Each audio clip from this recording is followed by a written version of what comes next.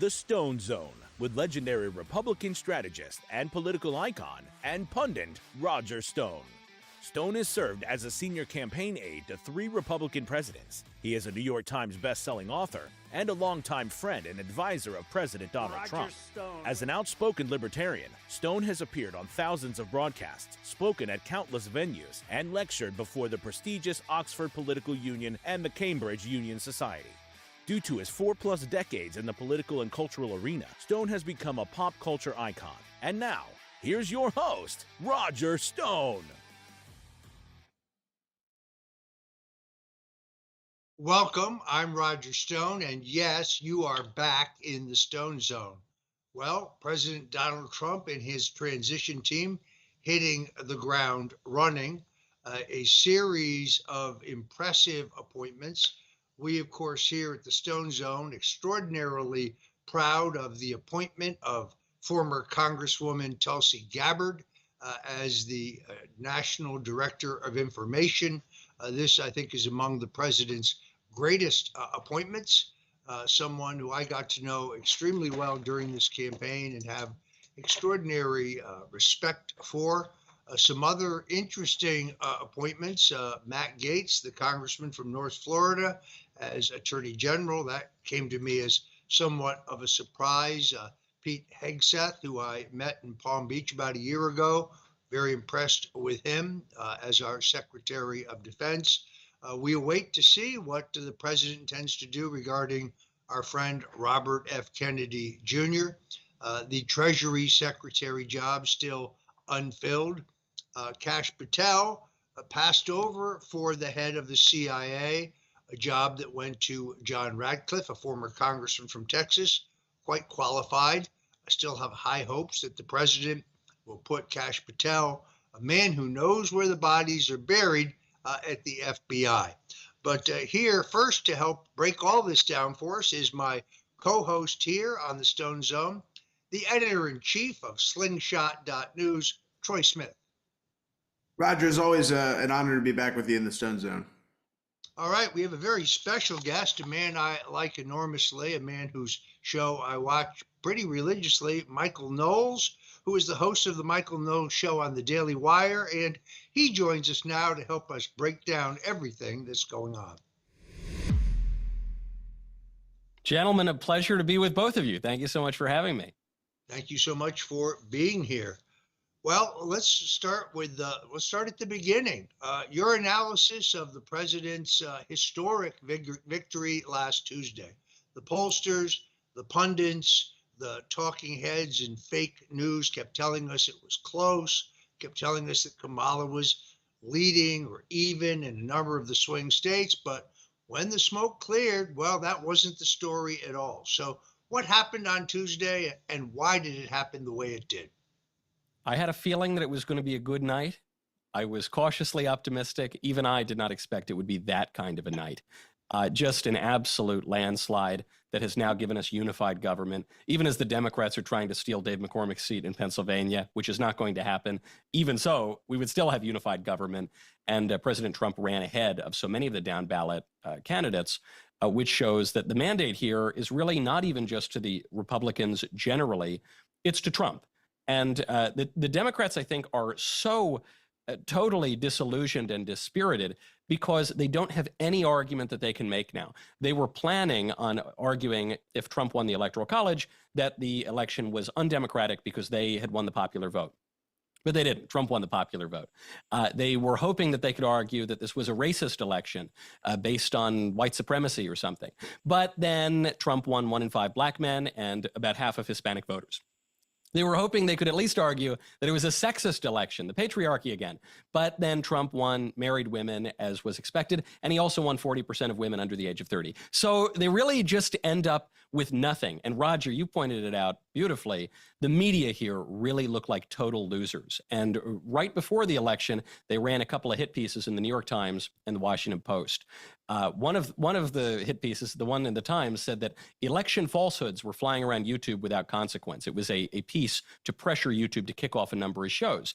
And I saw this article, not because I read the Times, but because my face was right there in the center of the header. And I said, oh, what did they get me on? I thought I'd been pretty precise in this election. And I found out they never even mentioned me in the article. It was a naked pressure campaign to kick the new media hosts out of the public square. The Washington Post was even more open about it, called it the podcast election. So I think going into this, Trump has a mandate to reset the citizens' relationship to the federal government. No question about that. Elon and Vivek are working on that very well. I think Trump also has a mandate here to reset the citizens' relationship with the press. I think this is a once in a lifetime, once in a generation opportunity to reset the way that the press operates. They've been so corrupt. They've been so powerful for so long. And I think they are completely on their heels. Yeah, it's very interesting. I'm not sure most citizens understand that the airwaves do not belong to the networks. The airwaves belong to the people. Richard Nixon, actually, as president, who got about as good a press coverage as Donald Trump has gotten from the mainstream media, actually thought about holding them accountable and using the FCC, which licenses the network television outlets and other aspects of broadcast media, to hold them accountable. And of course, they accused him immediately of favoring censorship, which is ironic since they're the ones who are censored. They're the ones who think they should decide what we can and cannot say and what can and cannot be read on the internet or even on television and in cable. So I agree with you. I think the president needs to look very long and hard. Don't talk to the people who manage those companies. Talk to the people who own those companies. They're the ones who have the public responsibility. Troy, do you have a question for Michael Knowles?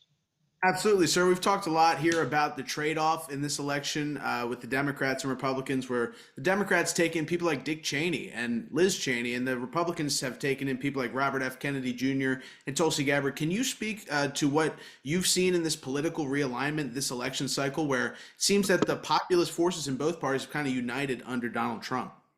I think you're right. And if we're talking about trades here, I don't know, is that the best trade ever? Maybe the Yankees taking Babe Ruth from the Red Sox. Maybe that was a little bit better, but it would be close. I think very clearly in this election, Robert F. Kennedy Jr. brought people into Trump's camp. I think of the Hollywood star, Zachary Levi. He said he was a Kennedy guy, and then he came out despite Hollywood's awful and aggressive liberalism. He said, no, I'm going with Bobby Kennedy. I'm going to go endorse Trump. I think Tulsi Gabbard brought a lot of people over. I think Elon Musk in particular brought a lot of people over. Joe Rogan, these are guys, especially you talk about Joe Rogan, someone who's coming from the new media as Trump resets the relationship with the press and puts the old media back in their place. I think these are people who are not the most rock-ribbed right-wing Republicans, but they are people who speak to the median U.S. voter. These are guys who are normal. And if there's any takeaway ideologically from this election, it is that whoever controls the common sense is going to win the election. I'm sure that we would all disagree with Joe Rogan or Elon Musk on any number of issues, but on the areas that really matter, we've all come together and we recognize that on high priority issues, the Democrats have gone completely off the reservation, and the Republicans are now the party of common sense that can win over everyone from the conservatives to even what would have been the center left just a few years ago. In terms of the trades it took, okay, we lost Liz Cheney and we got Elon Musk. Works for me. Yeah, I'm with you on that one. One of the things I'd like to see, probably won't, is I'd like to see the speaker, presumably Speaker Johnson, appoint a select committee to investigate the January 6th committee investigation. That investigation was corrupted by suborning of perjury, destruction of records, coaching of witnesses, suppression of witnesses, the creation of videos and audios using AI. This was one of the great acts of corruption of all time. And of course, they later planned to build a presidential campaign around it. Just seems to me that in the closing days of a campaign, if your closing message is Donald Trump is Hitler and his opponents and his supporters are Nazis, that's not a very uplifting, inspiring, inclusive message to close your campaign on.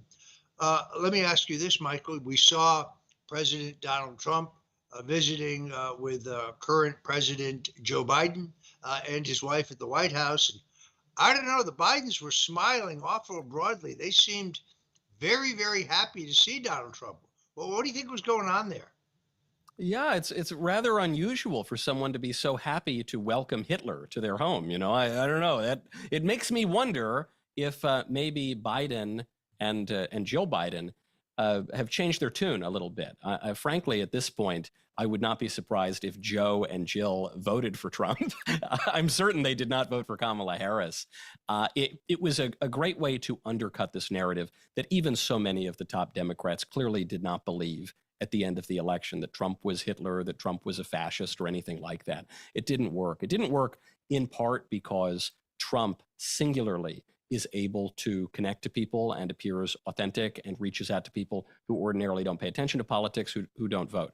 Roger, you saw this before I think anyone else in the country. You called President Trump's ability to run for president and to be a good president decades, really, before other people saw it. But we all see it now. And so you think of just that Rogan interview in the final days, actually both Trump's Rogan interview and J.D. Vance's Rogan interview. I think whatever wind was still in the sails of these people are fascists, these people are Hitler, I think it totally went out at that point. These were people who seemed, above all else, normal, the kind of people who can sit down for hours unscripted and have a conversation and be persuasive. You can't really fake that. Kamala Harris could try to memorize 5 bullet points in answer to the questions she expected. And she would fail, actually, usually to memorize those lines and to recite them. But she could at least focus in on a handful of questions. The reason she didn't go on Rogan or any of the new media platforms is because she just couldn't hang. She just didn't seem normal and authentic. And it's very difficult when you come to like a guy and you believe him and you find him to be sincere. It's very difficult to believe media reports that person is some kind of Nazi. It's just not going to play. Yeah, I think she had a total inability to think on her feet. I mean, those are freewheeling exchanges that have to be kind of free flowing to be interesting and to seem at all natural. The actor Robert Davi, a great friend of mine, great friend of the show, pointed out that it was very clear to him in the one debate she did have with Trump that she had completely memorized her entire presentation, so much so that for the next 2 weeks after that, whenever she was asked any question at all, she immediately went to some portion of her memorized debate preparation that was a non-answer to the question because she was incapable of answering any questions. You got to wonder, and I do think there was internal turmoil in the Democrat Party. First of all, there's no question that Joe Biden is the one who told George Clooney to write that piece. It was probably written for him in the New York Times telling Joe to drop. It was Barack Obama who orchestrated the removal of Joe. Under the 25th Amendment, you needed the vice president, you needed a majority of the cabinet, but the president in question has the right to appeal that to the Congress. That's why Barack Obama lining up Chuck Schumer and Nancy Pelosi, who's still the de facto Speaker of the House, was so crucial. Joe was cornered. He was either going to quit or he was going to be removed. I still am uncertain that he even knew that the very strange letter that was put out at 4:30 on a Sunday afternoon, in which he withdrew from the race, I'm not sure he ever saw it before. I'm not sure it was being put out. I think it was. I do think that he did have some kind of medical incident in Las Vegas a couple days before. I think he may have been drugged, but this was a guy who did not go willingly. He was forced out of the race. He's a very proud man. He's always had a very high opinion of himself. And I think today, just guessing, he thinks he would have run a better race than Kamala Harris in his current condition. So I think Joe is not very happy. Troy, next question to you. Absolutely. So you talked a little bit about how the Trump administration can progress this new media age and really leave behind the mainstream media that's done so much damage to our country. What kind of steps do you see the Trump administration taking? What do you think they should be doing to promote new media? The first thing that President Trump's next press secretary has to do is tear up the briefing room seating chart. It is absurd that CNN is in the front row in the briefing room. CNN had 13.3 million viewers during prime time in 2016. They have something like 800,000 now. Putting aside the credibility problems, which a lot of these outlets have, they also just have an influence problem. And so when President Trump came out and said that the media are the enemy of the people and all of the squishes lost their minds, he was absolutely right. And so I think this is now the perfect moment and really a pivotal moment at which he can bring that view to fruition. And so the way to do that is, I think you get rid of some of the outlets. MSNBC, which might not exist in a month or two at this point, obviously should not have a chair. But then I think you have to look at, say, the New York Times. New York Times is right up there toward the front in the briefing room. Well, the New York Times has a nasty habit of running fake news. So even just in the past few weeks, President Trump comes out. He says that FEMA is discriminating against conservatives and Trump supporters in disaster relief after Hurricane Helene. New York Times, big headline, this is fake news, it's not true, no evidence whatsoever. Then Daily Wire actually got documents from FEMA that showed that FEMA was actively discriminating, said do not provide disaster relief to homes that have Trump signs. That was during Hurricane Milton. So a supervisor is fired. FEMA tried to pretend that this was no big deal, isolated incident, not what the New York Times was talking about. But then the fired supervisor came out and said, no, this was coming from much higher up the food chain. This was standard operating procedure, and it was going on during Hurricane Helene too. So once again, I'm just using one recent news story. You see President Trump totally vindicated, and the gray lady, the paper of record supposedly, peddling more and more fake news. Well, there needs to be some consequence to peddling fake news, especially at a time when people are tuning out these old outlets and ceasing to read the New York Times. And so I think the next White House press secretary might consider making an example and seriously consider revoking the daily press pass for the New York Times. This is not even a matter of vengeance. This is not even a matter of retribution. It's just a way to reflect the current media landscape and also to give conservatives a victory that could truly be generational. A good place to pick up this question. Who do you think the front runners are to be the president's press secretary, his spokesperson? Not the communications director, but the spokesperson, because I think, that is the face of the administration for so many people. This is something that the Biden administration failed at terrifically. They have that woman with the crazy hair who's completely non-credible. And before that, they had some crazy woman with red hair who, I don't know, faintly smells to me. What do you think the opportunity here, who do you think the leading candidates are? Well, there have been a number of names reported recently. The president's lawyer, Alina Habba, was floated as a front runner by Mediaite, though I think she's come out and said she doesn't want it and wouldn't accept it. People have suggested guys like Scott Jennings, who's done a really great job on cable news on CNN. I think he's been terrific. People have floated some others. I think one thing to consider, though, if you're the Trump administration, is first you have to pick if you want a boy or a girl. There's an argument to putting a girl out there because that person might be a little softer and more approachable. That said, though, there are a lot of very strong women in the administration already. So I don't think that Trump is going to have a gender problem there. One thing I would focus on is what we've been talking about for the past few minutes, which is, do you want a press secretary who is from the old media, or do you want a press secretary who's from the new media? Cable news is really great. It's dominated for a couple of decades, but cable news is on the way out. Terrestrial radio is on the way out. And so I think if Trump is interested in using this opportunity to really reshape the White House's relationship to the press, then I would go all the way. Trump did not win this election on CNN. Trump did not win this election even on Fox News. If any media outlet helped Trump win this election, it was Joe Rogan. It was podcasts. It was streaming. Even the New York Times and the Washington Post admit it. So if I were President Trump, I would probably lean towards someone who comes from the world of the new media, so that not only will you have someone who can articulate the administration's views and defend the administration and move the ball down the field, but someone who can actually speak to a whole new genre of media that is actually where the eyeballs and the ears are right now. Well, Alex Jones is out of work, although I'm not sure he's exactly the right guy. Maybe for a few days at least, though. Just the first few days, clear things up. It would be entertaining, I will say that. I kind of like Caroline Leavitt. I like her because she ran for Congress and she lost. See, I like people who get in the arena, not the people who stand on the sidelines and point out how those who do get in the fight could have done much better and what they've done wrong, but the people who've been in the fight. I'm very impressed with her. I think she'd be an excellent choice by the president. I don't know anything. This is just my personal view, but I think she's earned the job in some ways. And I think she's of the generation that could really, I think, bridge the old media and the new media. Just a thought there.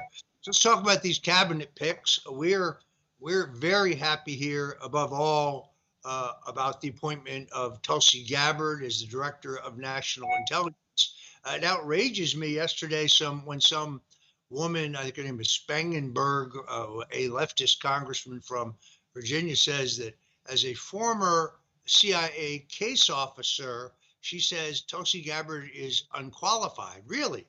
Tulsi Gabbard served on the Armed Services and the Foreign Affairs Committee for 4 terms in Congress.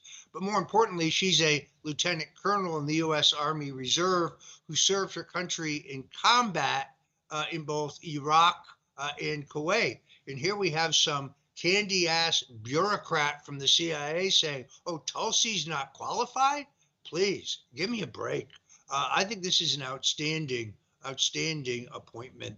Her book is very much worth reading because it demonstrates, I think it's called Leaving the Democrats Behind, something like that. We've had her on the show to talk about it.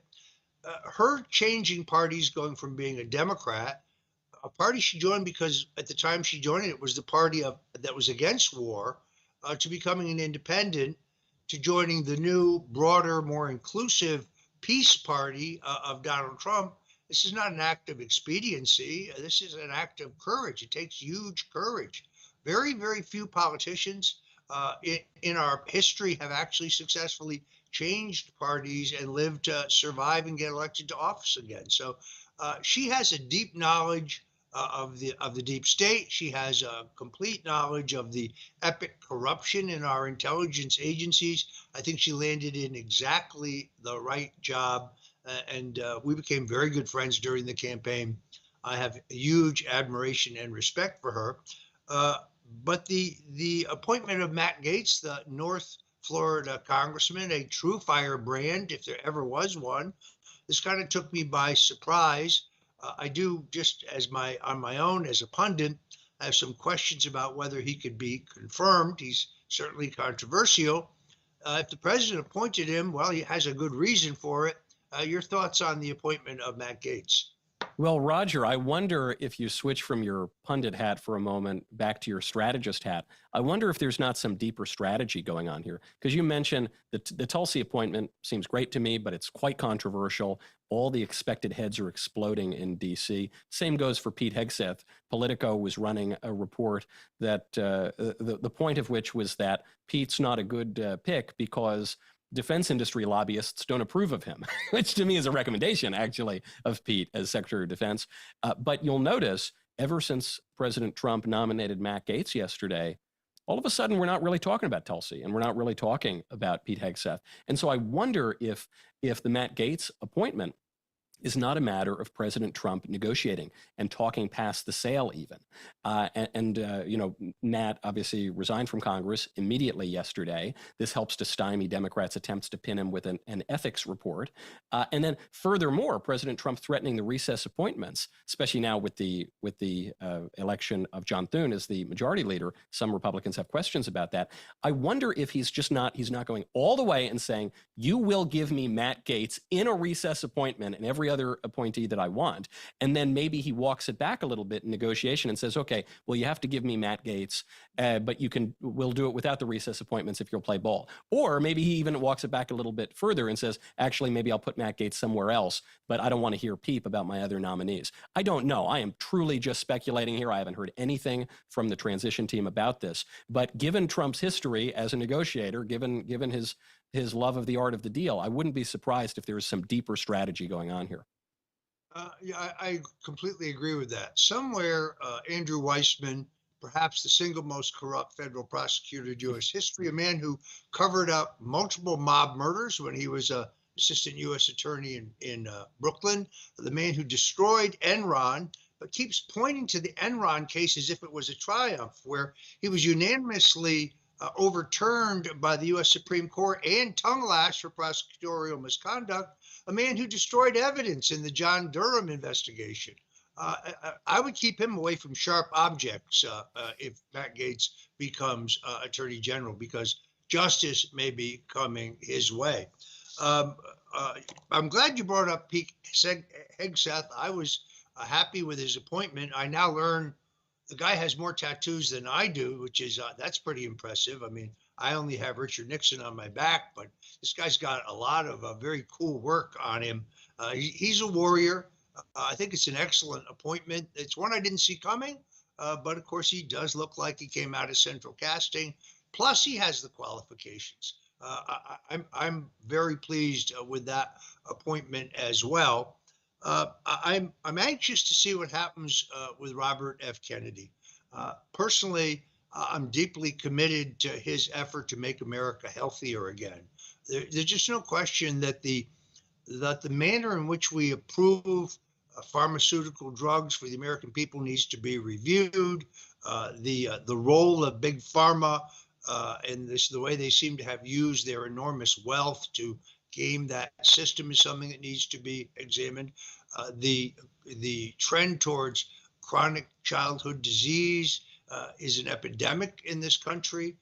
And then just the poisoning of our food, the fact that breakfast cereals, for example, that are sold, under the same brand name in Europe, don't have the additives that they have in this country. We need Robert Kennedy. We need him in this administration. We need his thinking. We need his knowledge. What impresses me about him, and I've watched him for a while, and I know him. We're not close friends, but we're acquaintances. I admire him enormously because I've never seen him in any debate or any Q&A format in which he said something that when challenged, he couldn't back it up with a study or studies or other factual proof of his claims. And there aren't many people in American politics or American government who can do that. So I hope the president, I know the president's going to keep his commitment to him. I have no question about that. But the move to make America healthy again is very important to the overall future of this administration. I think we're headed into a golden age of peace and prosperity, of security, a golden age of economic opportunity, a golden age that will be a renewal for the American people. But an important element of that is the effort to make America healthy again. Your thoughts on Robert Kennedy? I think it's terrific. Alex Jones, you mentioned earlier, probably his most famous line is that they were turning the frickin' frogs gay, and everyone laughed at him for it, except there was a study by Yale and the EPA which found that there were chemicals in the water in Connecticut that actually were turning the frogs not only gay, but hermaphroditic. They were turning the frogs trans. That was 100% real. Knock Alex Jones for whatever you want. Turning the frickin' frogs gay is 100% scientific fact. If anything, he was too modest about it. And one does have to wonder if so many of these pathologies that have developed in recent decades, obesity, skyrocketing rates of autism, the sexual and gender confusion, all sorts of hormonal problems, if that might have something to do with the poison that we are pumping into our food, with some of the dubious medical practices that Big Pharma's gotten away with. And so Kennedy has been laser focused on these issues for decades. And I think President Trump has said, for the final weeks and months of the campaign even, he said, look, we are going to unleash Bobby Kennedy on Big Pharma. We're going to unleash Bobby Kennedy on the areas pertaining to health. We're not going to unleash him on energy. We're not going to unleash him on oil or natural gas. We don't agree with him on that, but we do agree with him on this other thing. And so, Trump thus far, I think, has done a really good job of putting people in a place that is right for them. I think of Vivek. Vivek is so smart. He's a complete rock star in the Republican Party. He has one disagreement with the Trump team, and that's on tariffs. He's more of a free trader, and a lot of the Trump team is more protectionist. Okay, well then where's a great place to put Vivek? How about you put him with Elon at the Department of Government Efficiency, and you sick him to do the thing that he is most inclined to do and that he's very good at doing. So I suspect something like that's going to happen with Bobby Kennedy. What that means exactly, I don't know that he would be a great HHS pick. So much of HHS is just dealing with Medicare and Medicaid and areas that really probably would not tickle Kennedy all that much. But where could you put him? Maybe you put him at FDA. Maybe you put him somewhere else entirely in the government to do what so many voters asked President Trump and gave him a mandate to do, which is to make us healthy again. I think you and I first met in person at a great Catholic event at Mar-a-Lago. I'm very proud of my Catholic heritage, as I know you are. And if you look at this historically, with the interregnum of 1960, where the Democrats actually nominated a Catholic, Catholics have moved from being one of the most reliably Democrat voter groups in the country. Dwight Eisenhower is the first one to really break this open. He gets almost a third of Catholic votes. He gets slightly more in his reelection. Then that trend is stopped because the Democrats in JFK, they actually nominate a Catholic, so they get a disproportionate amount of the Catholic vote.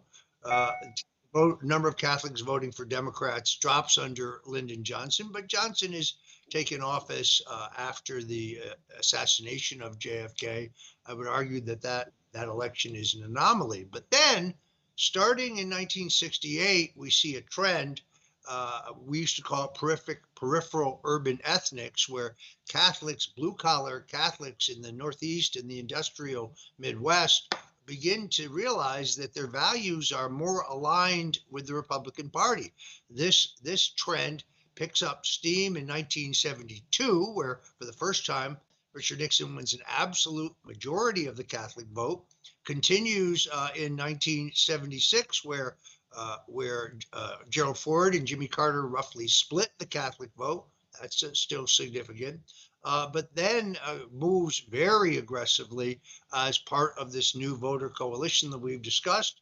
And Donald Trump scores extraordinarily well with Catholics in Tuesday's election. I'm still waiting for that final figure. How do you explain this very positive trend? I think you actually have to go all the way back to Alexis de Tocqueville, probably the greatest commentator on American politics ever. In Democracy in America, in a little red part of Democracy in America, in the second part, he observes that America is pretty religious and it's overwhelmingly Protestant, but it's varied and it's a little bit unstable. And he predicts that over time, as America develops, Americans would become more Catholic, which is an audacious prediction to make in the 19th century. He predicted that they would become more Catholic or that they would give up religion entirely.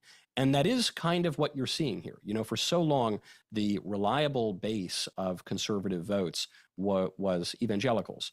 And that still remains true to some degree. There are a lot of really strong evangelical Republicans, but it started to crack a little bit with George Floyd. Parts of the evangelical ecclesial communities have gone a little bit woke. My friend Meg Basham just wrote a really good book exposing this from within the evangelical church.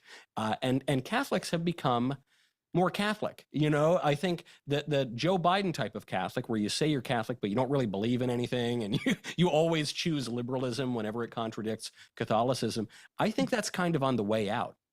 I think the new kind of Catholics that we're seeing are guys like J.D. Vance, who are converts, who are reverts to the faith, who maybe like the smells and bells a little bit, maybe they like the traditional Latin Mass.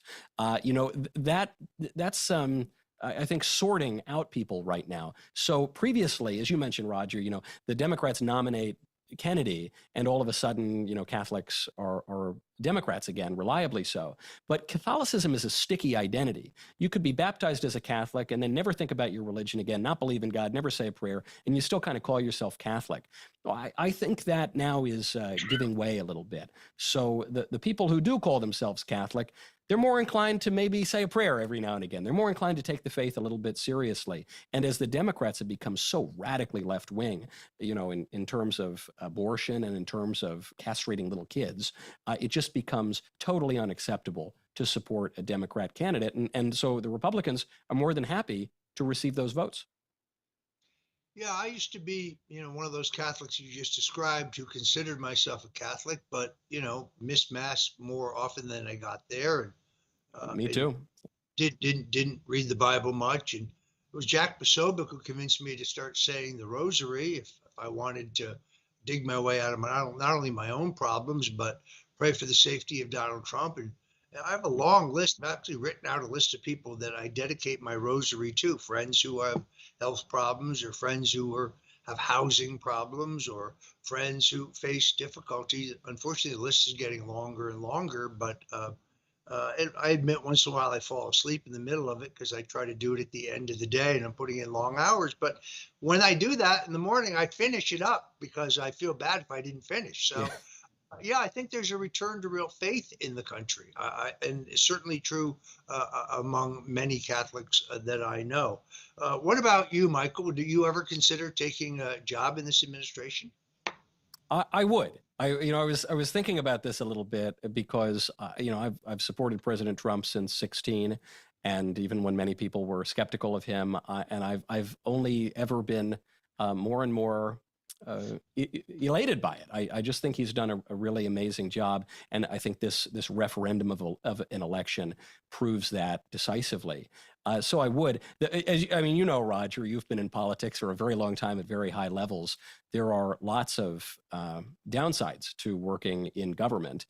You take a pay cut, you give up a lot of your preferences and your freedoms. You have to deal with the press, and you have to deal with all sorts of problems and aggressive leftist prosecutors, and I don't know, everyone trying to throw half the country in jail. So there are a lot of downsides to it. But then I kind of thought, if Elon Musk can take a pay cut, if the richest man in the world can sacrifice some of his time, I think a podcaster could, if asked. I think if President Trump can stand on stage and take a bullet to the ear, and you want to talk about religion, can survive because of a seemingly inexplicable last-minute turn of his head. If people can sacrifice much, much more than I would ever be asked to sacrifice, then that seems like the right thing to do. There's an old Chinese curse, which is may you live in interesting times, but it's not really a curse. We should never lament that we live in the era of history that we live in. If you're a religious person, you believe that you are put here for a purpose. You are here in this time for a purpose, and it's actually a privilege to be here in this time. And it's impossible, I think, if you are at all conservative, if you're at all a normal person, to look at the Trump administration, this election, this feeling of relief that, wow, we really do have a chance. The lights haven't totally gone out on America yet.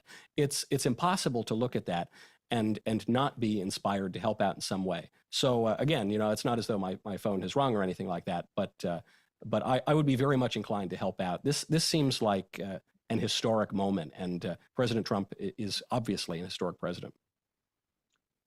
Well, there's another old Chinese saying. It goes like this: if you wait long enough on the riverbank, sooner or later you will see the bodies of your enemies float by. That's kind of where I am. Very, very good. Troy, a final question for our guest, Michael Knowles. Absolutely, sir. So as we go into this Trump administration, we've seen governors across the country, particularly Democrats in Illinois, Massachusetts, and Gavin Newsom out in California, say that they're not going to work with ICE and they're not going to allow President Trump to conduct any kind of deportations in their states. Simultaneously here, we have people being charged, like in Massachusetts, for child sex crimes. These are illegal immigrants that could have been dealt with, but we have a governor grandstanding on TV saying she won't do anything. What do you have to say about this, and what do you think can be done to kind of combat this? These people are putting their own citizens in total harm's way here. Now, Troy, to make the point even harsher, there are people who are being charged for these heinous crimes, child sex crimes. There are people who are not being charged for those kinds of crimes because the governors are so intent on defending illegal immigration and keeping our border open. So what do we say to people like the governor of Massachusetts, who says that she will not comply with the federal government? I say, good luck. Good luck to you, because President Trump's appointment of his new border czar, I think, has been extraordinarily encouraging. His response to these governors and mayors is, okay, I guess we're going to have to send in twice as many federal agents now. But the federal law must be enforced. This should not be a controversial matter. If the states can subvert basic federal laws, then we don't have a country. If the states and the cities can subvert the laws that actually delineate what a country is, namely our border, that's how you distinguish one country from another, then we just don't have a country. But we do have a country for now, and we have people back in charge who recognize that fact. So if I were in charge of the border, though I wouldn't say it nearly as persuasively probably as the actual borders will, I would say go ahead, make my day. But the American people gave a mandate to enforce our border laws, to maintain some semblance of order in this country, and to kick out people who have face tattoos, who worship Satan, who are committing all sorts of hideous crimes, who are working with criminal cartels that are poisoning Americans as never before, who are flaunting their disregard for our laws. They've got to go. You know, if this were 5 years ago, 10 years ago, maybe the Democrats could get away with this. But mass deportation of dangerous criminal illegal aliens is a mainstream majority political issue now. And the federal government is not going to be intimidated by some Democrat governor of a state on her soapbox. She wants to stop it. Let her try. One final question, because I think it's a good one, and I'd like to get your answer before you leave us. It seems to me that more and more young people are turning to conservative values, given the epic corruption and misguided nature of our public education system. Why do you think this is happening? Because they have eyes, and because they have ears, and because of a great conservative consolation that Russell Kirk actually articulates well, which is that reality reasserts itself eventually. This is why the libs can't ever totally win their revolutions, is contrary to their beliefs. One cannot really change human nature, and one cannot really exert dominance over reality. That's just not how it works.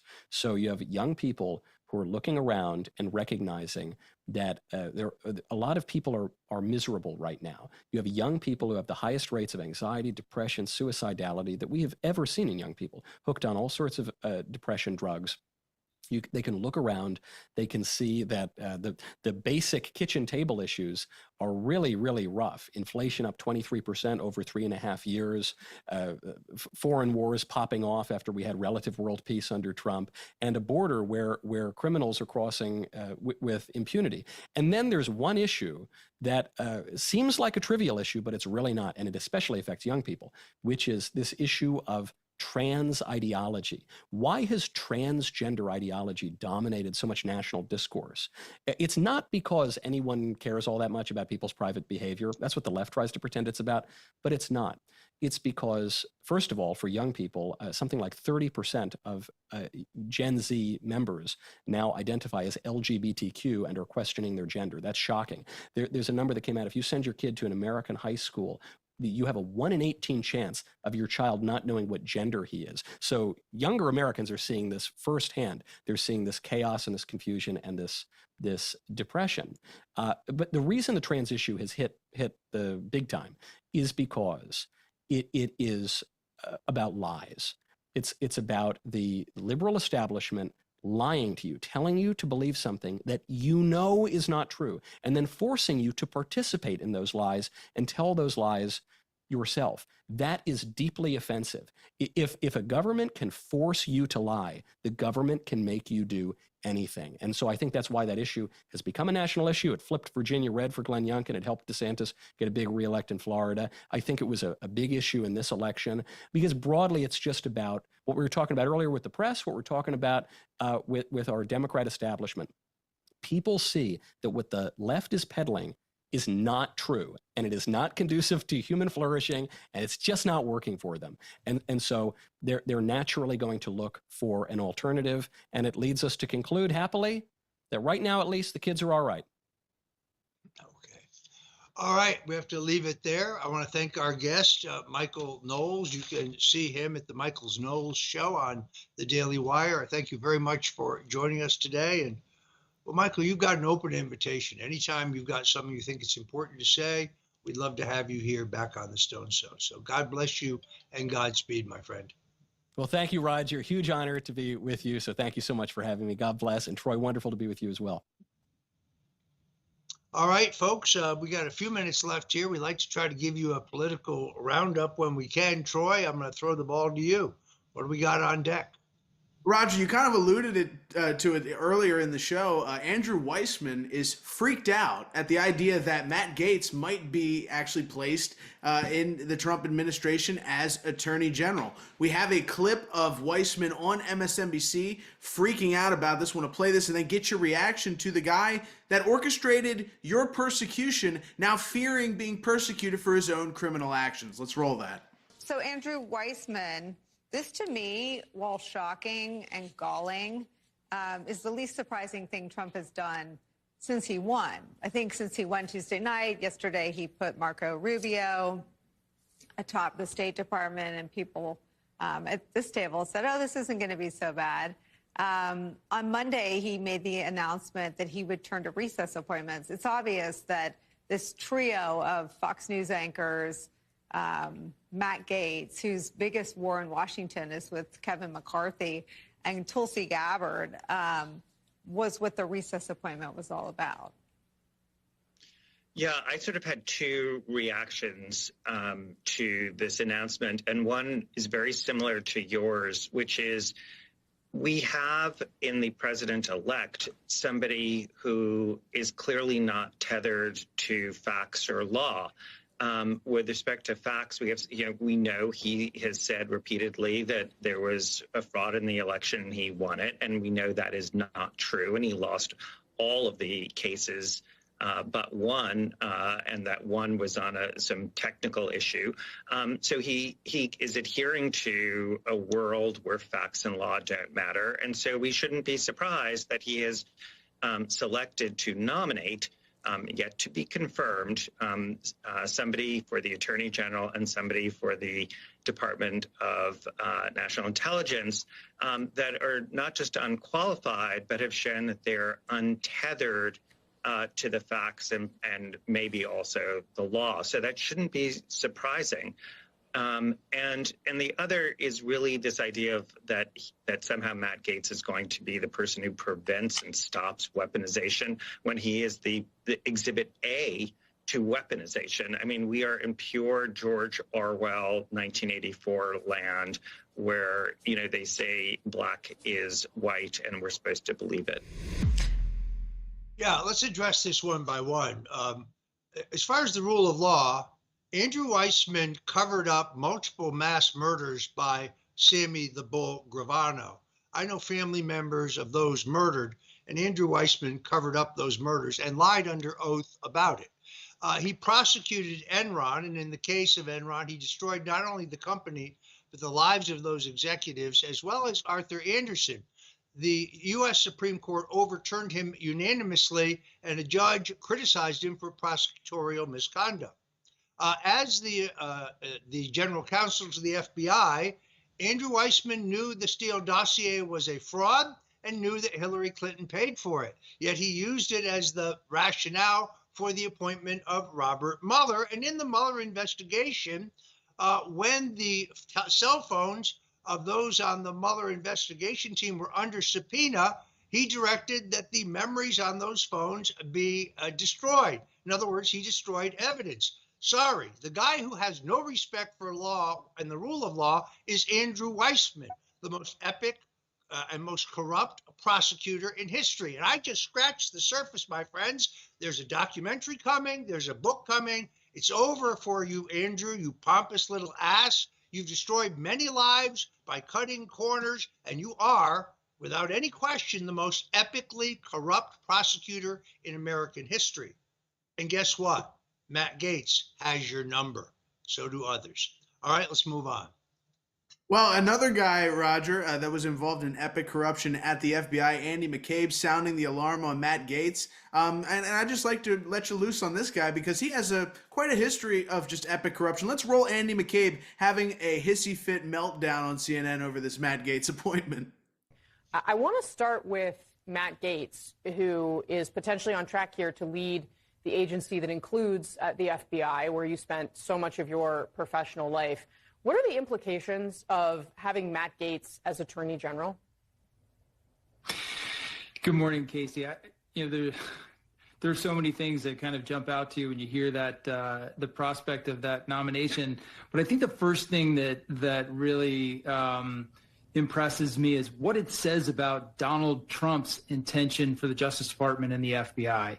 Now, Matt Gaetz is obviously wholly unqualified for this job.